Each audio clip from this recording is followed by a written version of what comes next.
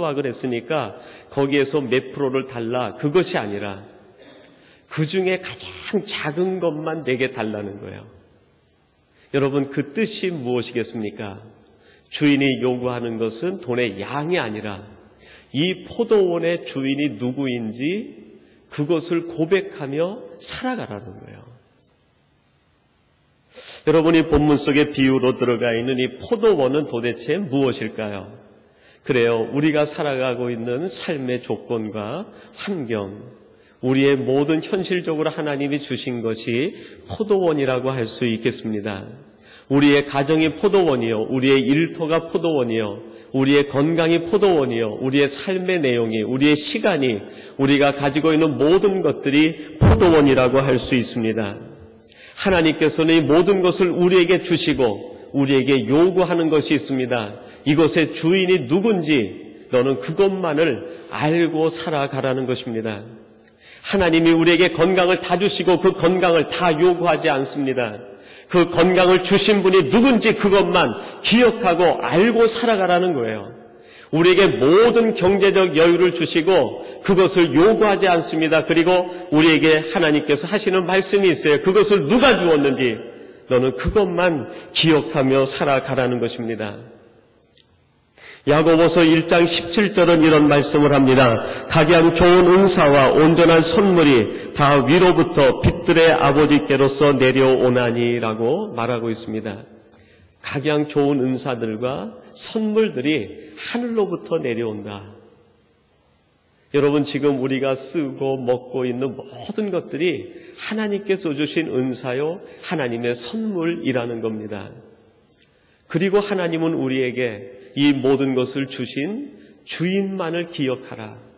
하나님이 우리에게 원하시는 것은 오직 그거 하나라는 것입니다. 창세기 1장에 보면 우주 만물을 창조하시는 그 내용들이 기록이 되어 있습니다. 빛의 창조로부터 하늘을 만드시고 육지와 또 물을 나누시고 바다에 있는 고기와 또 모든 식물들과 모든 짐승들을 다 지어 놓으셨어요. 그것이 6일까지의 창조고 6일날 마지막에 하나님께서 사람을 지으십니다. 그리고 그 사람을 에덴 동산에다가 데려다 놓으면서 이 모든 것을 다 너에게 줄 테니 이것을 정복하고 다스리라 말씀하시는 거예요. 하나님이 만드신 것을 창세기 1장은 뭐라고 얘기합니까? 하나님 보시기에 좋았더라라고 얘기합니다. 하나님이 보시기에 좋은 것들을 모두 만들어 놓고 거기에 사람을 인도해 놓고 이것들을 다 내가 누리라 그렇게 말씀하고 있는 거예요. 그리고 창세기 2장에 가면 하나님이 한 가지 단서를 얘기합니다. 그게 뭡니까? 동산 중앙에 선악과가 있는데 이것만은 따먹지 말라. 모든 것은 다 내게 주는데 선악과만은 따먹지 말라는 거예요. 여러분, 그 의미가 무엇입니까? 이 모든 것의 주인이 누군지 너는 기억하고 살아가라는 거예요. 선악과는 이런 의미에서 내 인생의 주인이 하나님입니다. 내 모든 것의 주인이 하나님입니다라고 하는 고백이라고 할 수 있어요. 그 고백을 분명히 하고 살아가라는 거예요. 그런데 그때 사탄이 뱀으로 이 아담과 이브를 유혹하는데 뭐라고 유혹합니까? 너희들이 정녕 그것을 먹는 날에는 하나님과 같아진다. 하나님과 같아진다는 거예요. 무슨 뜻입니까? 내 인생의 주인은 하나님이 아니라 너 자신이라고 고백하고 살아가라는 거예요. 인생의 주인을 바꾸라는 거예요. 하나님을 인생의 주인으로 모시는 것이 아니라 내 자신이 내 인생의 주인이다. 주인을 바꾸라는 거예요. 여러분, 세상은 끊임없이 우리에게 집요하게 요구합니다. 인생의 주인을 바꾸라는 거예요. 그런데 하나님은 우리에게 뭐라고 말씀합니까? 내가 너에게 모든 것을 다 줄 테니 너는 오직 내 인생의 주인으로 나 여호와 하나만을 섬기고 살아가라는 것입니다. 여러분이 아담과 이브가 에덴 동산에 있으면서 어떻게 됩니까? 결국 내 인생의 주인은 나라는 고백의 행위를 합니다. 선악과를 따먹게 되는 것이죠.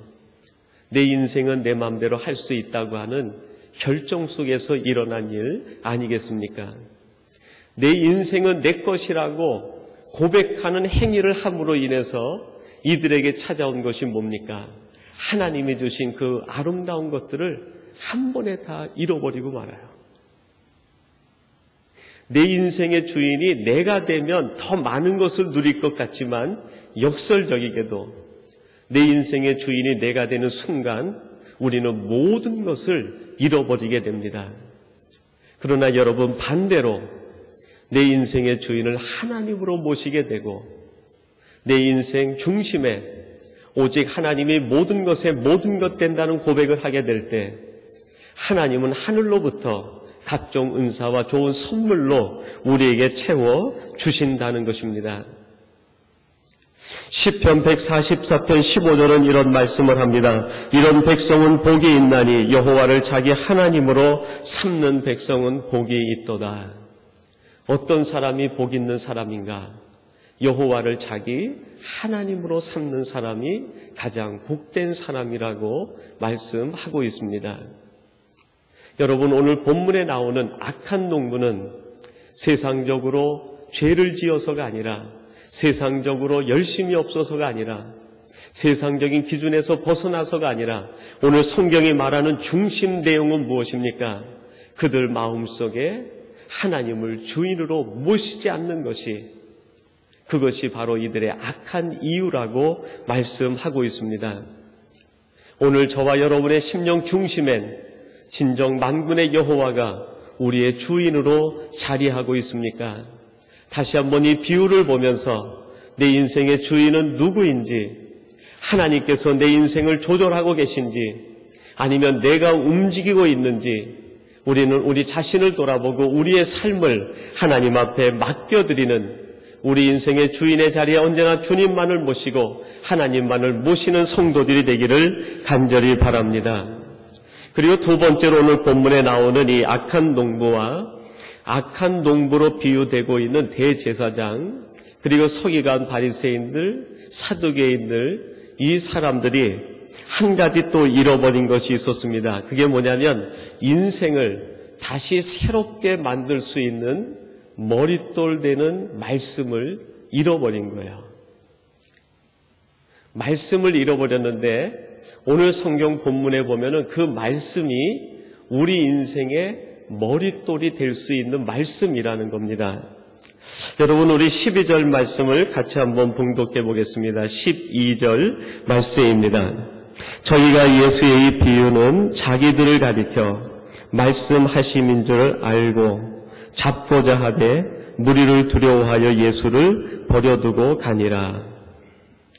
이 12절 말씀은 예수님이 악한 농부 비유를 한 다음에 그 비유를 들었던 대제사장과 무리들이 깨달은 얘기를 마가가 듣고 있다가 거기다가 기록을 해놓은 거예요.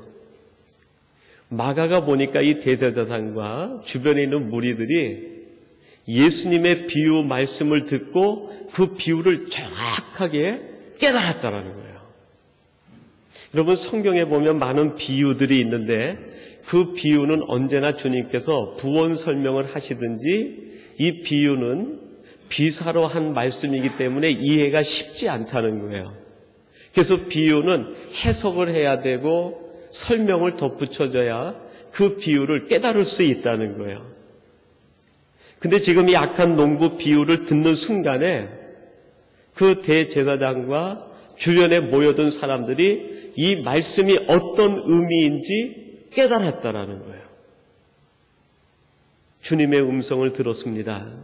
그리고 그 주님의 음성이 의미하는 것이 무엇인지 그것도 정확히 이들이 깨닫고 이해하고 알게 되었어요. 그런데 문제는 무엇입니까? 12절 마지막에 보니까요, 예수를 버려두고 가니라 그렇게 얘기합니다. 그 말씀을 쫓지 않은 거예요. 그 말씀을 믿지 않았습니다. 그 말씀을 버려두고 갔다는 것을 이야기합니다. 이 말씀을 이해하려면 우리가 10절, 11절 말씀하고 같이 연결해서 보아야 되는데 한번 같이 보십시다. 10절, 11절 말씀입니다. 같이 보겠습니다.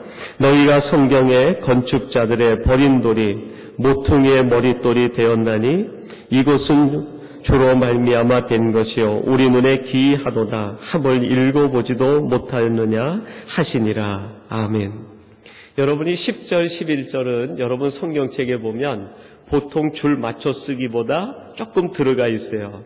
그 뜻이 뭐죠? 인용된 구절이다, 그런 뜻입니다. 그래서 밑에 각 주에 보면 여러분이 가지고 있는 성경에도 나와 있을 텐데요. 어디를 인용한 것인지 인용처가 되어 있습니다. 시편 118편 22절에서 23절 말씀을 인용한 것입니다. 근데 이 시편 118편을 가리켜서 뭐라고 얘기하냐면 유월절 시편 또는 출애굽 시편 또는 순례 시편이라고 얘기합니다. 이 시편 118편은 아무 때나 이스라엘 백성들이 낭송하는 것이 아니라 118편을 낭송하는 절기가 있어요. 그 절기가 유월절 절기라는 거예요.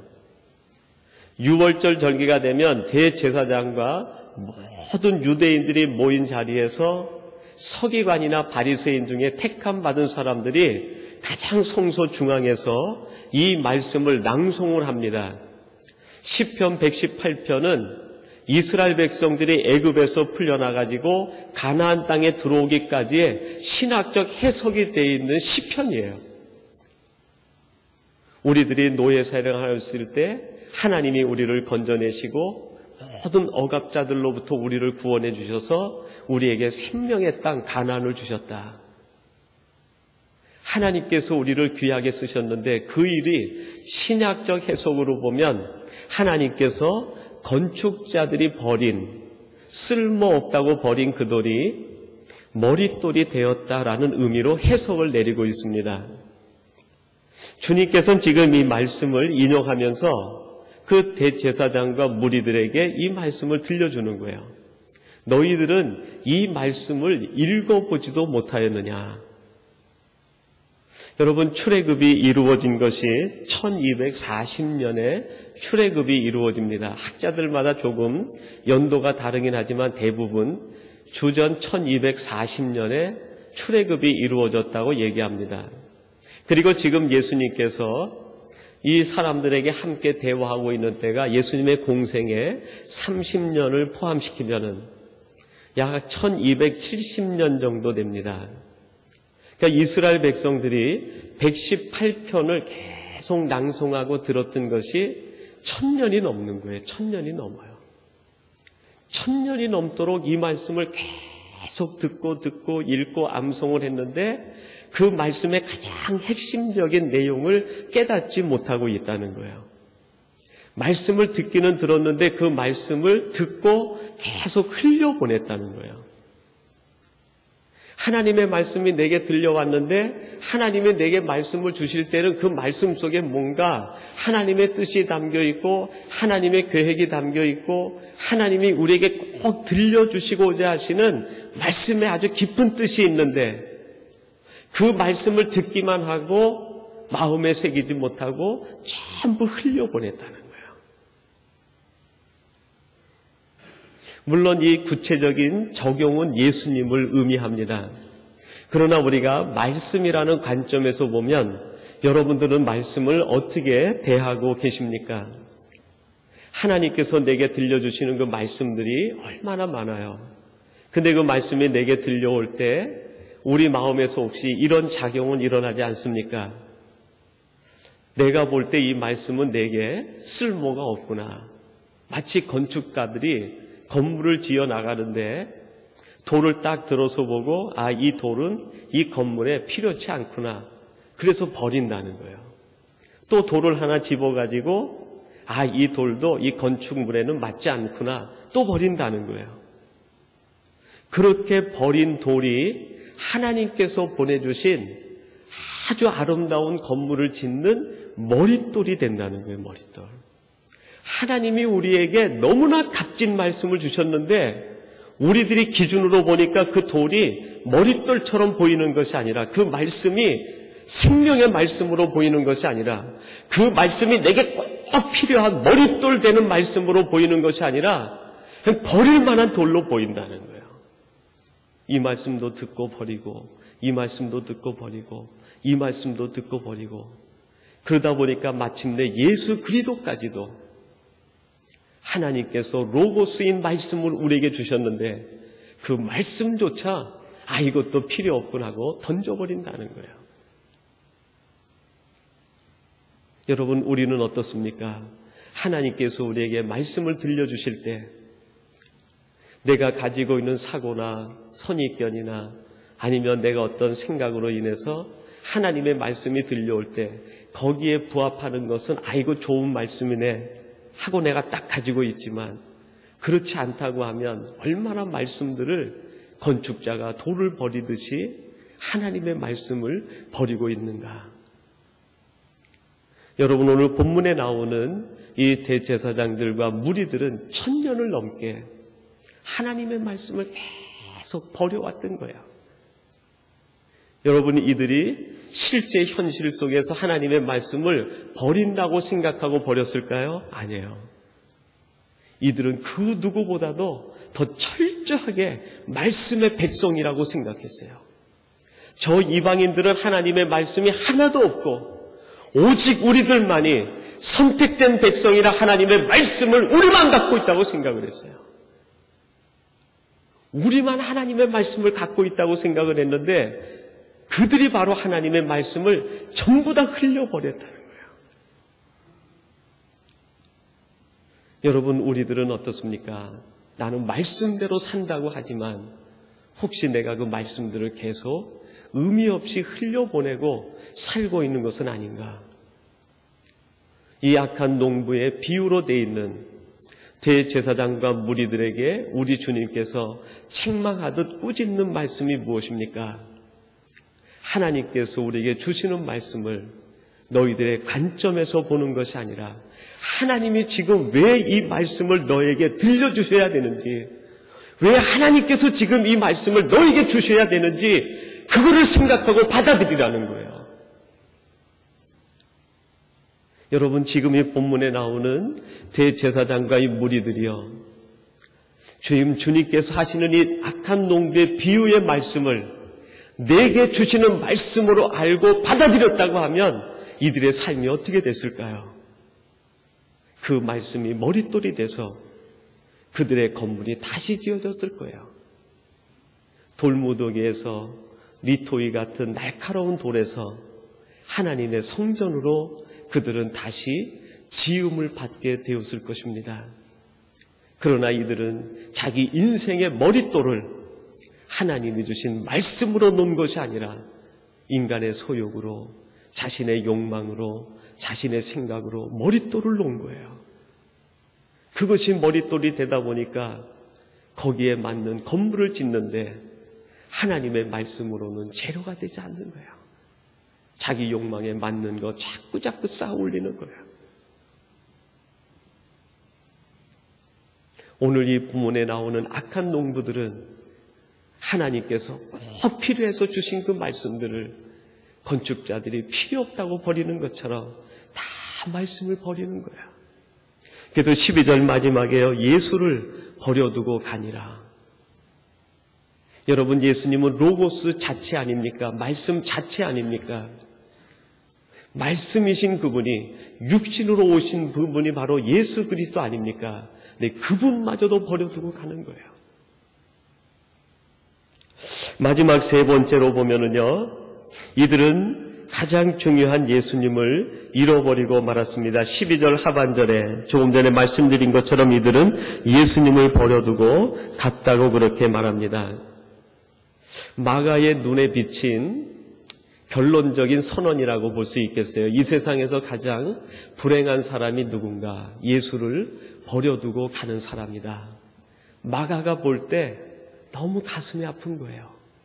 예수님을 버려두고 가는 그들을 볼 때 행복이 저기 있는데, 기쁨이 저기 있는데 인생의 해결 문제점이 모든 것에 답이 저기 있는데 답을 버려두고 가고 기쁨을 버려두고 가고 행복을 버려두고 가는 그들을 보고 마가는 너무 가슴이 아팠어요.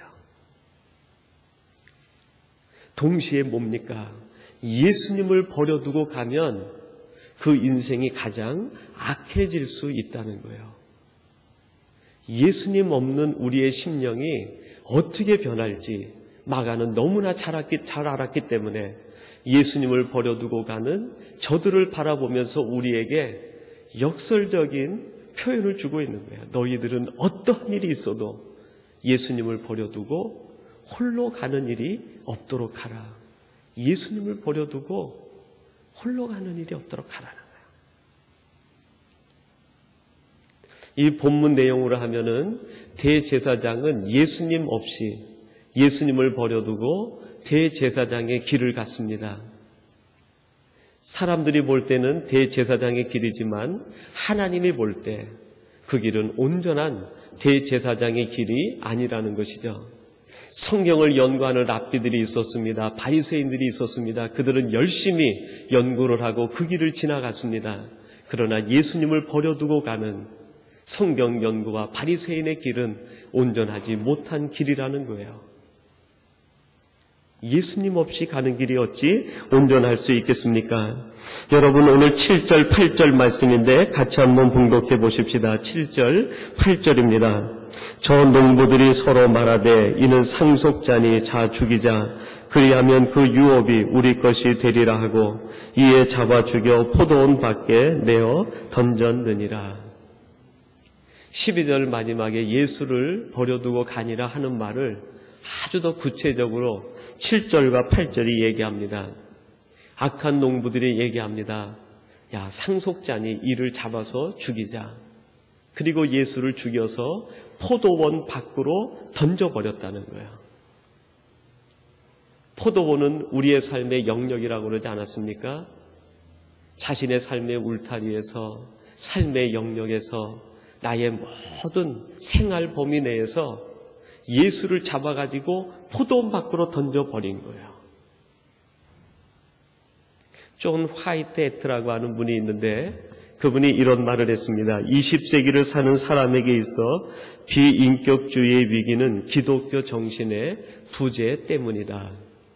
20세기가 왜 이렇게 정신적인 위기를 앓고 있느냐, 세계가 병들어 있느냐, 한 가지 이유 때문이라는 거예요. 기독교 정신이 없기 때문이다. 기독교 정신이 없다는 것이 구체적으로 무엇입니까? 예수님이 없다는 것이죠. 우리가 알고 있는 아주 그 세계의 성자라고 하는 성 프란체스코가 있습니다. 이 프란체스코가 수도를 계속 하고 있는데 마음이 안정이 되지를 않는 거예요. 그래서 하나님 앞에 기도합니다. 하나님, 내 마음에 평화를 주시고 안정을 주세요. 계속 기도하면서 수도를 하는데도 마음의 평화가 찾아오지를 않는 거예요. 근데 이 프란체스코 수도단은 걸식 수도단입니다. 그 수도단은 1년 중에 약 6개월 정도를 사람들에게 다니면서 구걸을 해서 먹고 살아요. 그리고 6개월은 선교를 합니다. 근데 이게 탁발하는 그 음식을 구하러 다니는 기간이 돼가지고 시장에 가서 음식을 구걸하러 다니고 시장을 다니는데 한 여인이 물을 항아리에다 길어가지고 머리에 이고 가는데요.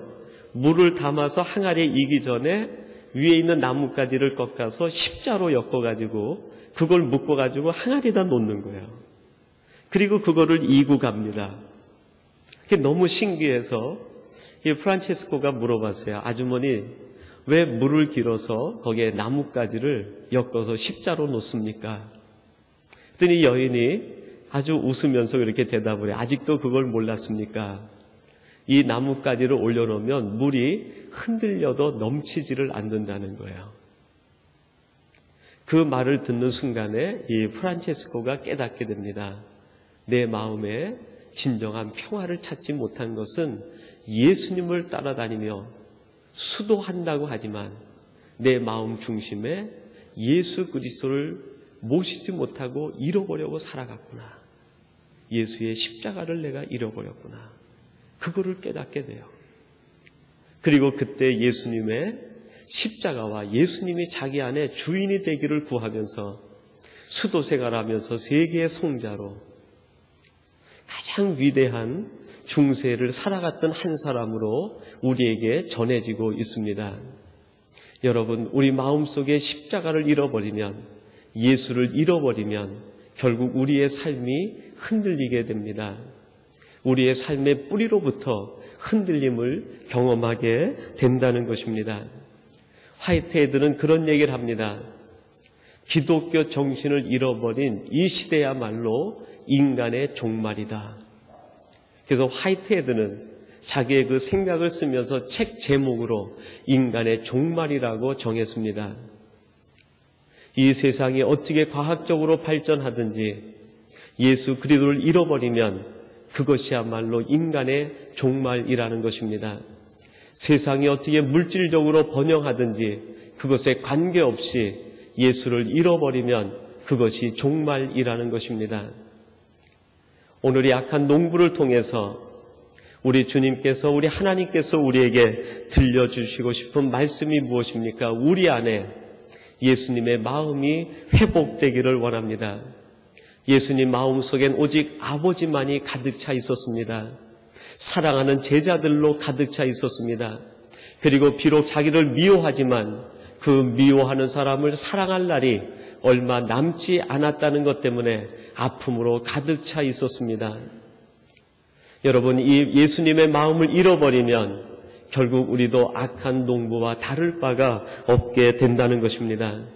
오늘 저와 여러분들은 예수님의 마음을 우리도 같이 알고 마음에 간직해서 이 시대를 살아가는 진정 하나님의 가장 아름다운 사람들이 되시기를 주님의 이름으로 축원합니다. 하나님 아버지 감사합니다.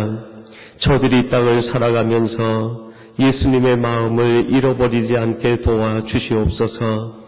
아버지로 가득 차 있는 마음, 말씀으로 가득 차 있는 마음, 사랑할 사람으로 가득 차 있는 그 마음을 잃어버리지 않게 도와주셔서 저도 이 땅에 사는 동안에 오직 하나님께 영광을 돌리며 하나님만을 기쁘시게 하는 하나님의 신실한 사람들이 되게 하여 주시옵소서. 예수님의 이름으로 기도하옵나이다. 아멘. 하늘에 계신